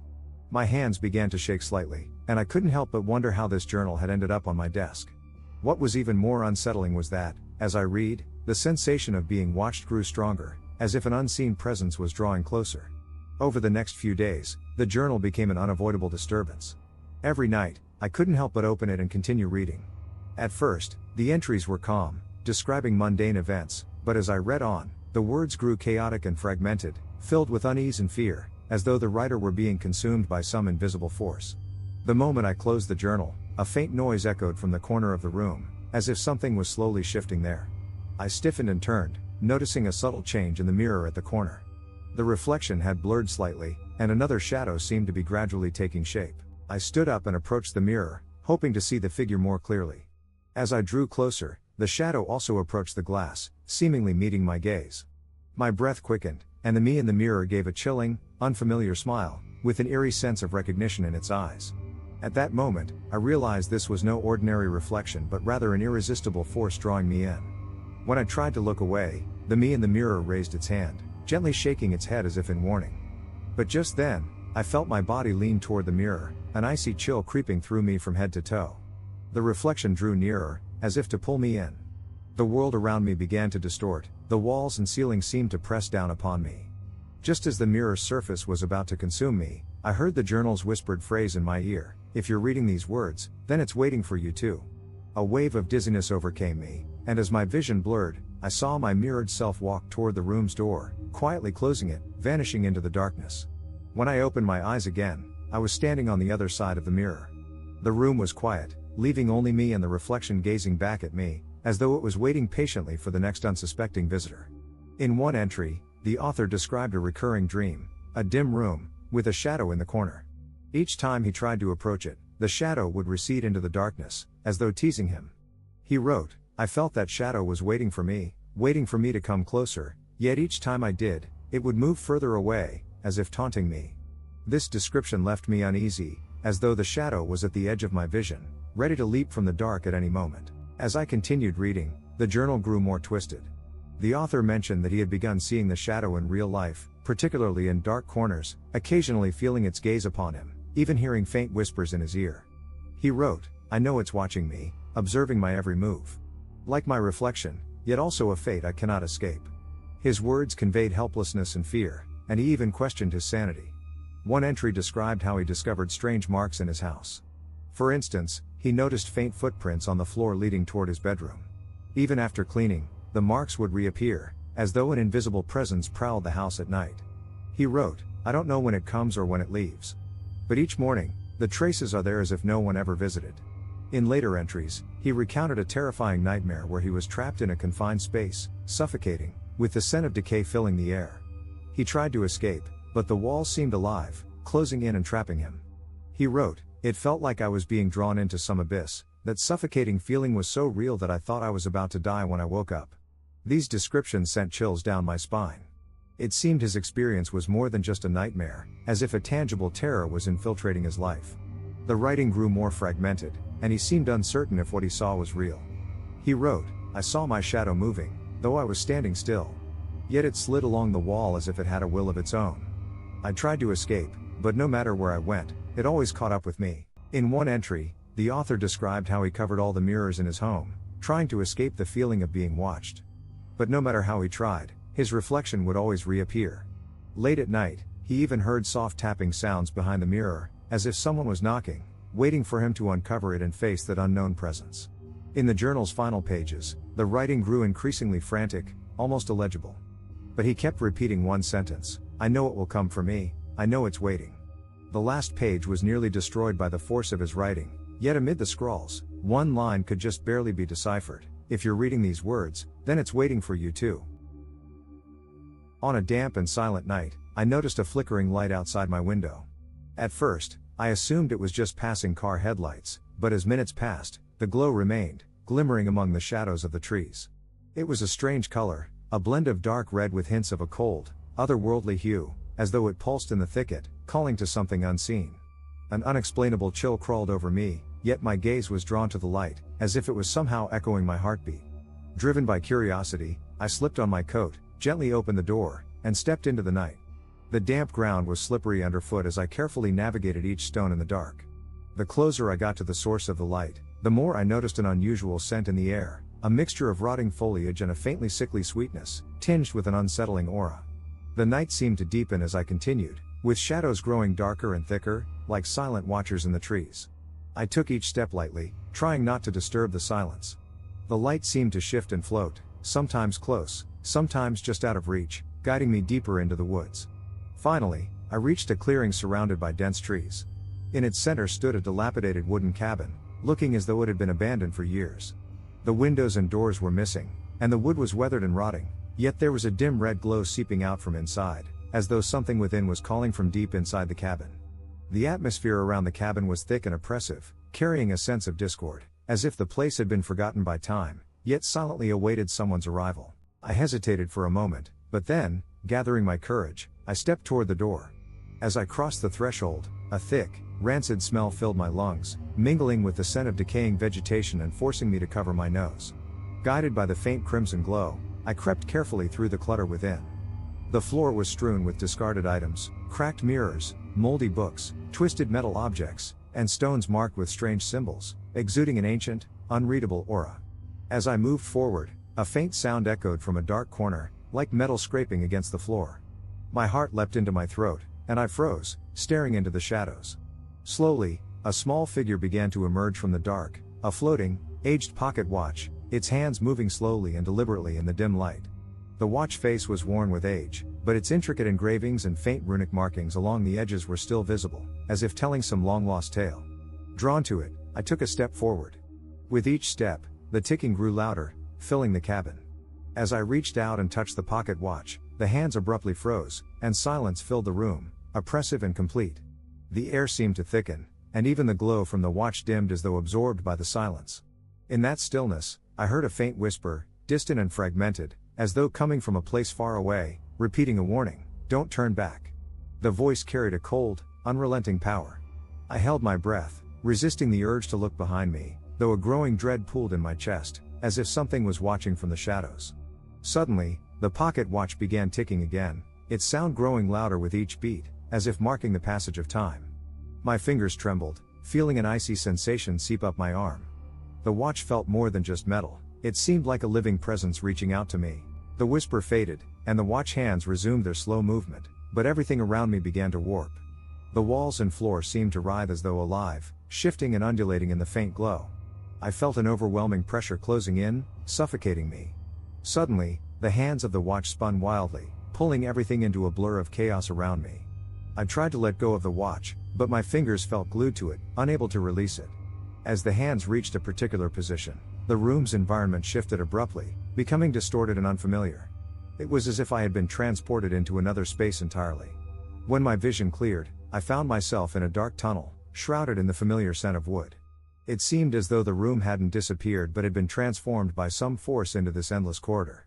I still clutched the watch tightly, but its hands had stopped, frozen as though time itself had ceased. I tried to shout, but my voice was swallowed by the dark, leaving only me and the shadowed passage stretching before me. Walking down the corridor, each step felt heavy, weighted by an invisible pull, forbidding me from turning back or escaping. As I neared the end of the passage, the whispering voice returned, clearer this time and carrying a pleading tone. Guardian of time, return to the origin. My pace quickened as an overwhelming unease built up inside me, as though I was approaching some unknown endpoint. Through the darkness at the corridor's end, I glimpsed a hazy figure standing still, watching me. The silhouette was faint, a tall form shrouded in light, giving the sense that it had waited eons just for this encounter. The figure extended a hand slowly, pointing at the watch I held. Its voice was low and raspy, carrying a sense of finality. Return it, and time shall find its place once more. On that cool autumn evening, as the crowd on the street gradually thinned, I strolled alone along a quiet path, savoring a moment of peace. By chance, I noticed a crumpled piece of paper drifting in the wind near the road. Out of curiosity, I picked it up and unfolded it, only to find a single line written in neat handwriting, for the one who returns at midnight. The paper seemed weathered by time, its edges slightly yellowed, yet the writing remained clear. The phrase stirred an inexplicable curiosity within me. I glanced around, hoping to spot whoever had left it, but there was no one in sight. I pocketed the note and continued down the path, though my mind was now filled with questions. That line felt like a strange omen, an invitation impossible to ignore, as if it were quietly awaiting a fated moment. I kept walking, with dusk settling around me, and the words on that slip of paper lingered in my thoughts, unsettling me, as though every step was leading me toward something unknown. While I pondered its meaning, a chill suddenly enveloped me, and there was an odd scent of tobacco mingled with the faint mustiness of old paper in the air. I paused, sensing a shadow just barely there behind me. Turning around, I saw nothing but the soft autumn light scattering over fallen leaves. Trying to steady myself, I returned home, yet the unease wouldn't fade. No matter what I did, I couldn't shake the memory of that house and the shadow within. It felt as if I was still being watched, especially in the silent depths of the night. In the days that followed, subtle changes began to appear around me. No matter where I went, I would catch glimpses of faint shadows at the edge of my vision, carrying a peculiar, eerie familiarity. Whenever I tried to look directly, they would vanish as though they had never been there. Whether at my window or the end of the hallway, that quiet sense of being watched never left. One evening, as I opened my window for fresh air, I spotted a faint red glow on the edge of the distant woods, barely visible yet seemingly calling me back. I shivered, quickly closed the window, and tried to calm myself, but a lingering sense of dread clung to me. Just as I resolved to ignore the strange happenings and let go of that experience, a soft, deliberate knock came at the door, slow and rhythmic, as if an unseen force waited patiently for my response. I stood frozen, clutching the paper tightly, while a faint whisper from that house echoed in my ear, soft and urgent, "Return to us, one who returns at midnight." I stood still, realizing that wherever I went, the house's call would never fade. Slowly, I reached for the door handle, my heartbeat quickening, accepting that I could not escape the shadow's gaze. Continuing along the path, my steps grew more cautious. Ahead, the path led into a sparse wooded area where the sky was dimming and the trees swayed gently in the breeze. That's when I noticed a dark little gate at the end of the path, unmarked, hidden deep in the woods. I paused, hesitating, unsure if I should approach. An uncanny attraction compelled me toward the gate. I opened it, finding myself in a narrow courtyard encircled by ancient stone walls. The air smelled of dampness, like a place untouched for years. At the far end of the courtyard stood a low, decrepit building with broken windows. Through them, shadows flickered faintly within. Just as I turned to leave, the door to the building creaked open slightly, as if silently beckoning me inside. Summoning my courage, I approached the door, and as it opened, a wave of intense cold washed over me. The world around seemed to fall silent, leaving only the sound of my heartbeat echoing in my ears. Inside, the room was shrouded in darkness. In the dim light, I could make out several black and white photographs hanging on the walls. Each figure in the photos was hazy, their features blurred by time, making it impossible to discern their faces. I stepped closer, trying to see more clearly, and noticed that every photo seemed to contain a pair of indistinct eyes watching me, a faint, detached smile as though awaiting something. At that moment, a faint whisper reached my ear, as though it came from a corner of the room, low and sorrowful. I looked around, searching for the source, and eventually found it coming from a yellowed notebook on the table. The cover was worn, the pages covered in tiny handwriting that seemed to capture someone's innermost thoughts. Hesitating only a moment, I opened it to the first page, where it read, "The one who returns at midnight will find their true self here." The words on the page felt oddly urgent, as if the writer were whispering some kind of warning. My heart pounded as I continued reading, with each entry increasing my unease. The writer appeared to be someone who had lived alone in this house for a long time, recounting daily life and subtle changes around them. However, as I read further, the entries grew stranger, with the words becoming fragmented and erratic, as if the writer's sanity were gradually slipping away. Setting the notebook down, I prepared to leave, only to find that my limbs felt paralyzed, as though an unseen force held me in place. The whispering began again, closer now, as though right by my ear. I closed my eyes, trying to steady myself, but the whispers grew more insistent, urging me to answer their call. Just as I felt powerless to resist, a deep chill surged through me, and the space around me began to distort. The shadows on the walls seemed to morph into countless eyes, coldly observing me. My fear spread, and I finally broke free, rushing out of the house and stumbling into the courtyard. The cold wind and dry leaves howled around me as I sprinted down the path, my only thought to escape this shadowed place. When I crossed back through the gate, the surroundings abruptly returned to normal, the air fresh and clear again. Standing back on the familiar path, I looked back, only to find that the gate had vanished as though it had never existed. My heartbeat slowly steadied as I stood there, still clutching the note with the words, "For the one who returns at midnight." On a damp autumn night, I walked alone along a mist-covered path, surrounded by blurred and silent scenery. Faint moonlight filtered through the gaps between the leaves, casting scattered patches of light on the ground. Each falling leaf brought a sense of indescribable tranquility to the air. Suddenly, a faint rustling came from the bushes beside the path. I stopped, holding my breath, trying to discern the source of the sound. Just then, a faint smell of decaying wood drifted over, mingling with the dampness of the soil. It lingered around me, as though some long-forgotten presence was lurking in the shadows, watching me from afar. Through the mist, I caught sight of a shadowy figure standing still in the middle of the path ahead. In the eerie silence of the autumn night, I slowly approached the figure, my heartbeat gradually quickening. Each step felt as though it was drawing me closer to something unknown, accompanied by the wet ground underfoot and the shivering trees around me. As I got within a few paces, the figure seemed to sense my presence. It slowly turned, revealing a faintly obscured face cloaked in darkness, its features indistinguishable. In that instant, a powerful sense of déjà vu overcame me, as if this scene had emerged countless times from a hidden memory, carefully concealed in my mind until now. At that moment, the light from the stone tablet grew unbearably bright, making it difficult for me to keep my eyes open. Instinctively, I took a step back, feeling an unbreakable force surround me, as if the entire space was being drawn into an unknown dimension. Amid the glow, a shadowy figure slowly emerged from the stone, gazing at me with a profound expression. The figure raised a hand, as if reaching out, but stopped halfway. "Midnight's returner," it murmured, with a tone of unspeakable sorrow and release. "You have finally come back." I stared at it, wanting to respond, but found myself speechless, as though words would be meaningless. The figure's form gradually dissolved within the light, as if fulfilling a long-held purpose, finding its release. As it disappeared, the light on the stone faded until only a faint glow remained, cast on the ground as if nothing had happened. I stood in place, hearing its faint whispers lingering on the night breeze, carrying an ancient blessing and instruction. A cool wind swept past, bringing a strange sense of peace, as though the earth itself had returned to quietude. I looked down at the note in my hand. The once clear writing had now blurred, fading away as if blown away by the wind.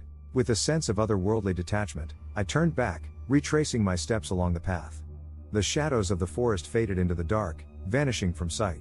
I knew that this return was not merely a chance encounter but the end of a long buried memory. When I emerged from the forest and stood beneath the night sky, gazing up at the stars, I finally understood. Some stories never truly end, they simply lie dormant within the depths of time, awaiting the next midnight returner. I took an involuntary step back, feeling a chill rise within me. The shadow remained motionless, as if waiting for me to approach.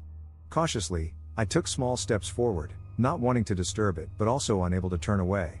Somehow, I sensed it had something to convey, a silent but urgent message. Summoning my courage, I asked, "Who are you?" The darkness offered no response, only a light breeze rustling the leaves with a faint chill. Yet, the figure seemed to nod slightly, acknowledging my question. I stood still, gazing at it, hoping to discern some clue from its form. As I looked more closely, a strong scent of tobacco and aged books filled the air, a scent unfamiliar yet somehow deeply familiar, like a hidden memory surfacing. At that moment of recognition, the figure began moving slowly toward me. With each step, the air grew denser, pressing upon me with a weight I couldn't describe, like an invisible force surrounding us. I stood frozen, breathing heavily, unable to move. The shadow continued drawing closer until it nearly touched me, then stopped. It extended a hand, pale and slender, seemingly eroded by endless time, exuding a coldness that cut through the air. I stared at the hand, feeling a strange urge to reach out, yet an inner voice warned me to remain cautious. Just as I hesitated, the shadow murmured, "Midnight's returner." The phrase echoed in my ears like a key, unlocking a buried memory. Vague images flashed through my mind, familiar yet blurred, as if recalling a forgotten past. I saw myself standing in a dimly lit room, walls covered in black and white photos. The figures in the photos, with mysterious smiles, gazed at me, awaiting my return. Sensing my unease, the shadow's hand moved closer, its chill nearing my skin inch by inch. Just as it was about to touch me, a sudden impulse drove me to step back, breaking free of its grasp. The shadow looked on in silence, with an expression of faint sorrow, as if resigned to my retreat. Stumbling back a few steps, I panted heavily, never taking my eyes off the figure, fearful it might vanish. The shadow remained where it was, seemingly awaiting my next move. A thought surfaced in my mind, perhaps this wasn't a random encounter, but rather a call of fate, pulling me toward an unknown destination. Steadying my heartbeat, I took a deep breath and stepped forward, once again facing the shadow. "What do you want me to do?" I asked quietly. The shadow's form quivered, like mist caught in a breeze. Gradually, the scent of old books and tobacco filled the air once more, stretching time to infinity. The shadow turned and headed into the forest, beckoning me to follow. Without much thought, I followed it, a mixture of curiosity and vague fear welling within me. Deeper into the forest, the light faded, leaving only faint moonbeams tracing our path. The shadow walked gracefully, each step echoing an ancient rhythm, as if honoring some ancient ritual. We traveled in silence until we reached a clearing surrounded by dense trees. In its center stood an ancient stone tablet, etched with symbols and inscriptions that seemed to hold ancient secrets. The shadow stopped at the tablet, gazing at it, as if waiting for me to uncover a long-forgotten truth. I approached the stone, drawn by the mysterious symbols and words, feeling a familiar call from within. I reached out to touch the cold surface, shivering at its icy texture. The moment my fingertips brushed against it, a surge of memories flooded my mind. I seemed to stand in this very place once before, witnessing a mystical ritual. Shadows chanted softly by the stone, torches illuminating their faces. Their voices called out an old, forgotten name, and I sensed I was part of it, a figure within that scene. Guided by instinct, my fingers traced the symbols on the stone as if they were ingrained in my memory, waiting to be awakened. The shadow watched silently, a glint of encouragement in its eyes, as though it had awaited this moment. As I finished tracing the symbols, a faint glow emerged from the stone. The air grew thick with mist, and a primal force seemed to awaken. As night fell, the damp, chilly air wrapped around me. I walked alone down an unfamiliar country road, with dark woods lining either side. Occasionally, brittle branches swayed in the wind, creating faint sounds, as if something hidden in the shadows was watching me.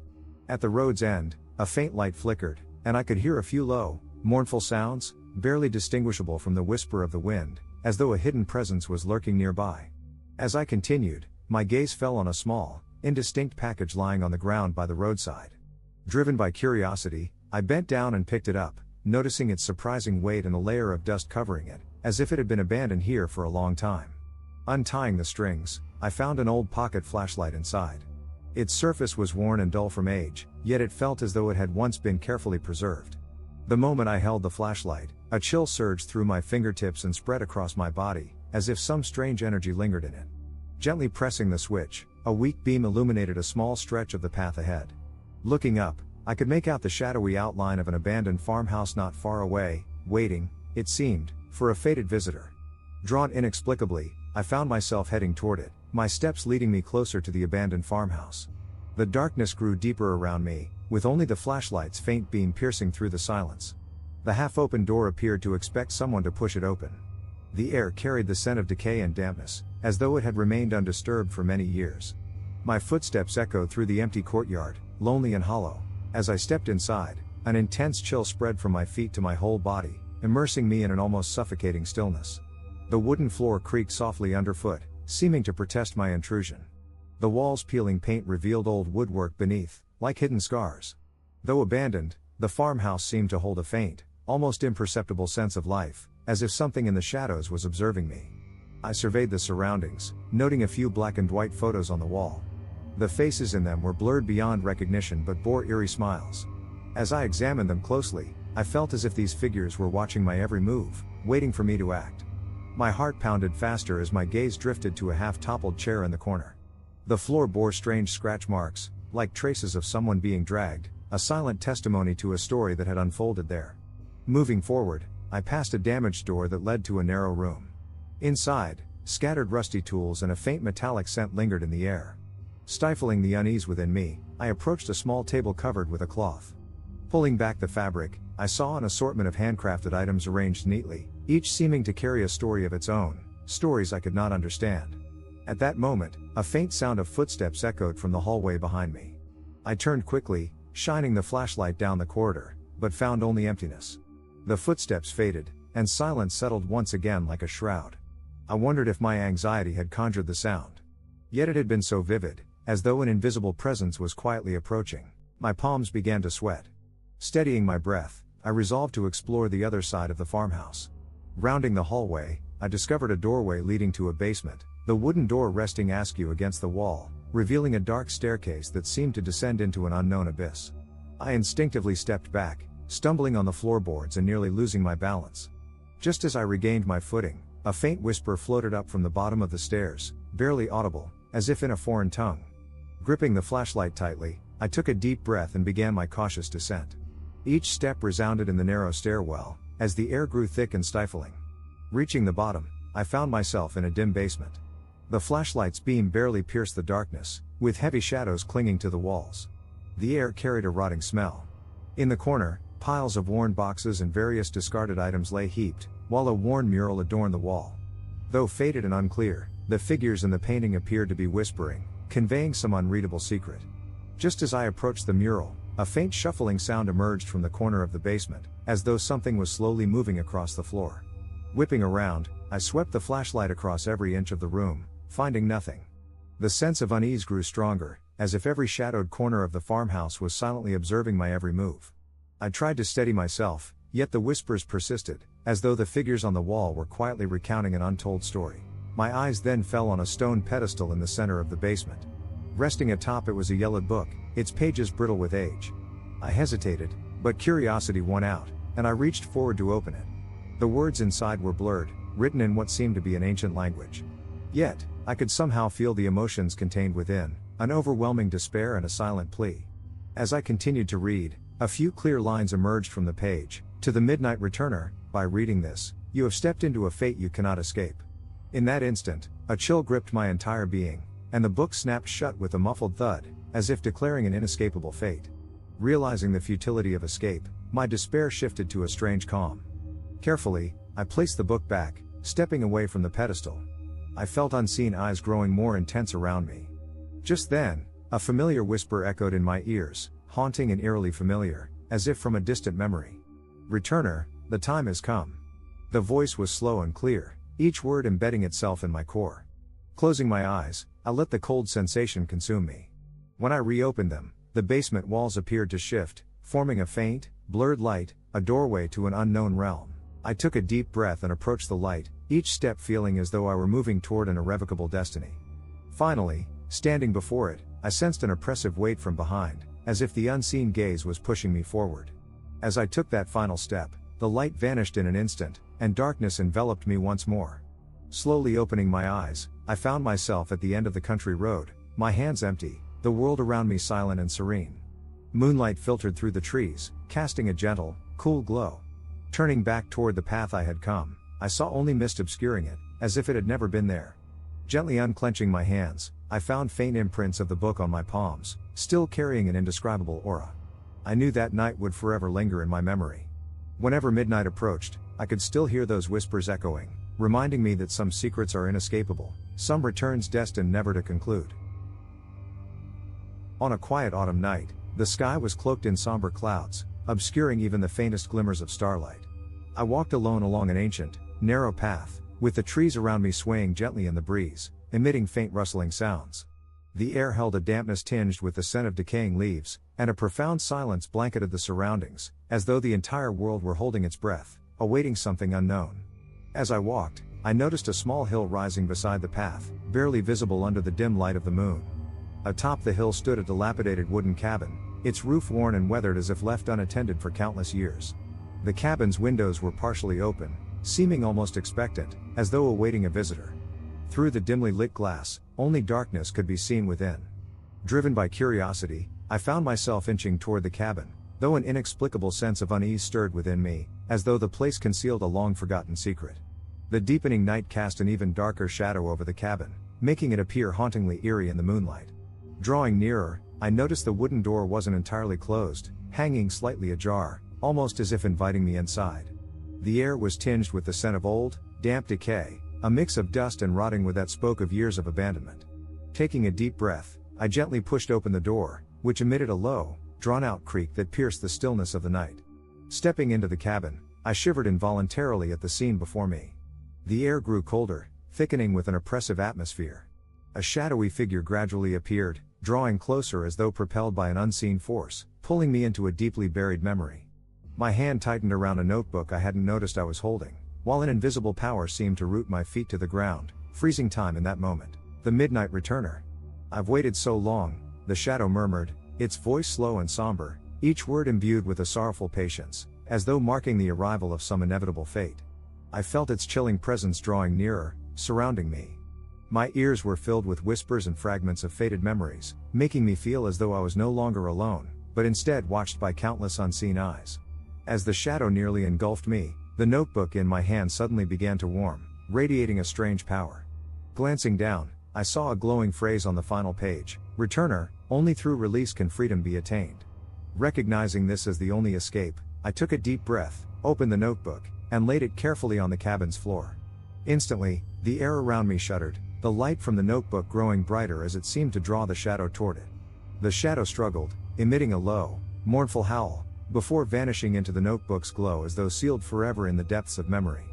With the shadow gone, the air settled back into stillness, leaving me alone in the cabin. I gazed down at the notebook lying quietly on the floor, as if nothing had happened.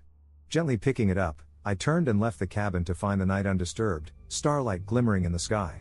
I knew this experience would forever be etched into my memory, an indelible mark. As I began my journey back, faint echoes of those whispered words lingered in my mind like a distant nightmare.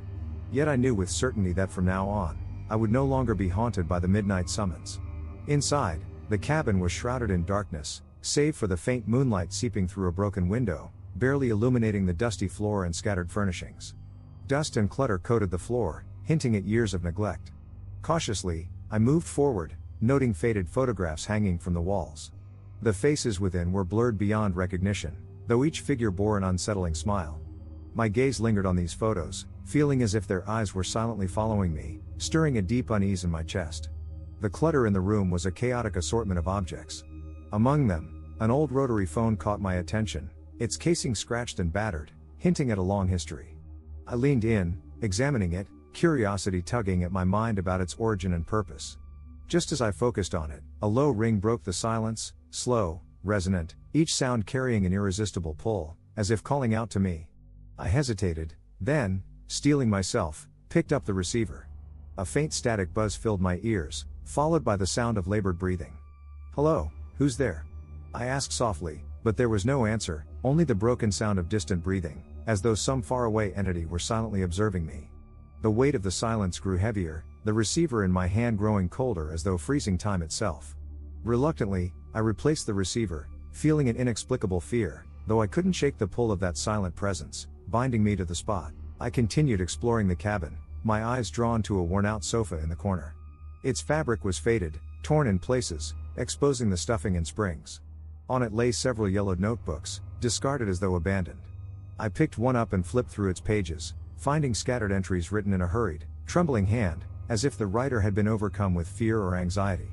The notes spoke repeatedly of time and return, as though some approaching moment was creeping closer, awaiting someone's arrival. Abruptly, the air turned colder still, and the shadows on the walls seemed to shift, as if countless unseen eyes were watching me.